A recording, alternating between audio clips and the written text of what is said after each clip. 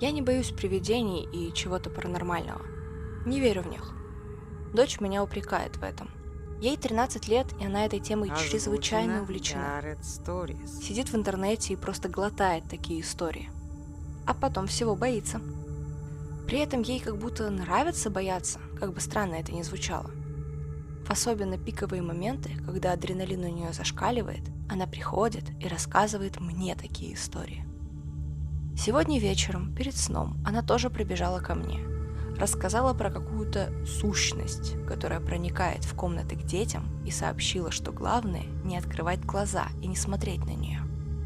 Я сказала, что это превосходная идея – закрыть глаза и уснуть.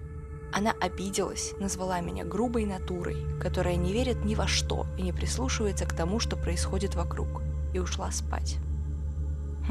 Что бы она сказала, если бы я рассказала то, что знаю? А началось все с одной истории в детстве. В то лето меня отвезли в деревню к бабушке. Мне было 12 лет, и я была уже достаточно взрослой, чтобы меня отпускали гулять с другими деревенскими детьми. Однажды они рассказали мне про заброшенный дом недалеко в лесу и с жаром уверяли меня, что там живут привидения. Говорили, что в том доме жил какой-то отставной вояка. У него было не все в порядке с головой. Он не выходил в деревню и все время звал кого-то в доме. Но жил один. Ни жены, ни детей. Люди кормили его из жалости. Приносили еду, оставляли около двери. Когда заберет, а бывает, что еда остается там, и звери растаскивали ее или съедали там же. Однажды ночью соседи услышали оттуда настоящий вой, вперемешку с плачем. Прибежали, звали его, а тот разбил наверху окна, выкидывал вещи, а потом и сам прыгнул, но неудачно. Напоролся на что-то. Короче, его не стало, а дом до сих пор стоит, и все его стороной обходят.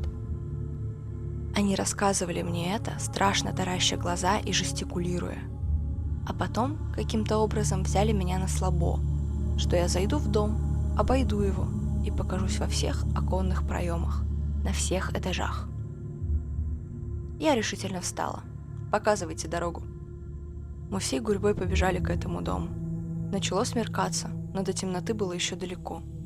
Чем дальше мы заходили в лес, тем слабее становилась моя решительность. Но дети подхлестывали меня словами типа «городские все слабаки» или пожестче, с обвинением. Когда дело дошло, так мы уже думаем, как бы слинять. Я сжала кулаки и зашагала к дому. Ребята остались у обвалившегося забора. Сказали, что отсюда удобнее наблюдать. «Ага», — про себя хмыкнула я, — «наблюдать. Конечно, убежать оттуда удобнее им будет. Трусы». Надо сказать, что я не боюсь привидений.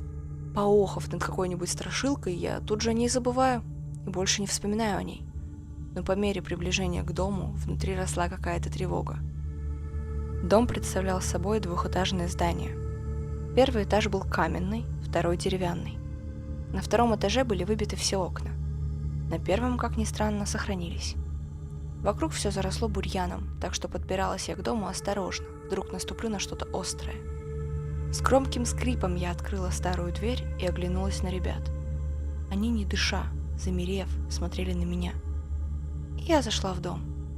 Потом я подошла к первому окну на первом этаже и помахала ребятам рукой. Они энергично замахали в ответ. Так я обошла все окна на первом этаже и пошла на второй этаж. Перед лестницей я замешкалась. Я поняла, что боюсь подниматься на второй этаж. Непонятный и необоснованный страх. Просто отчаянно боюсь, и все. Видимо, я долго не показывалась в оконном проеме. Ребята начали кричать, звать меня. Одна девочка даже заплакала.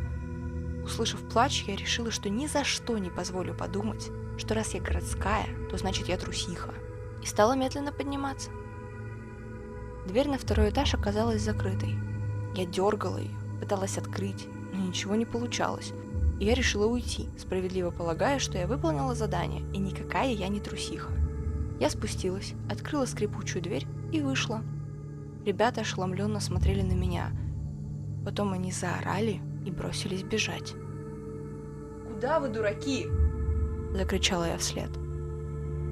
И почувствовала, что кто-то смотрит мне в спину. Сверху. Обернувшись, я посмотрела наверх. В окне второго этажа стояла я и махала мне рукой, точно так же, как я делала до этого. Я заорала и побежала, запнулась обо что-то и ударилась головой. Очнулась я уже у себя в кровати. Была ночь. Я знала, что в комнате я не одна. В углу стояла я, которая из того дома.